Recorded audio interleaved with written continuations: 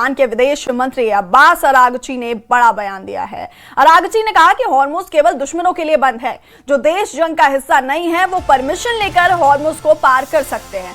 इसके साथ ही अमेरिका को चेतावनी देते हुए अरागची ने कहा कि ये युद्ध इस तरह खत्म होना चाहिए कि दोबारा ना हो।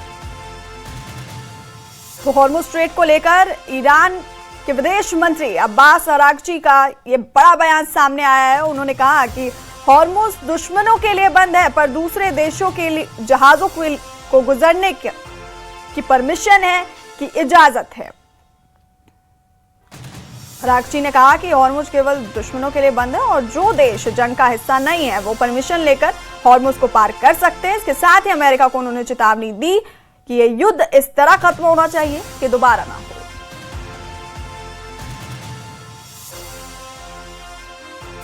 It is only closed to our enemies, to those who carried out unjust aggression against our country, and to their allies. We have not sent any message. We are not asking for a ceasefire. But this war must come to an end in a way that it will not be repeated again.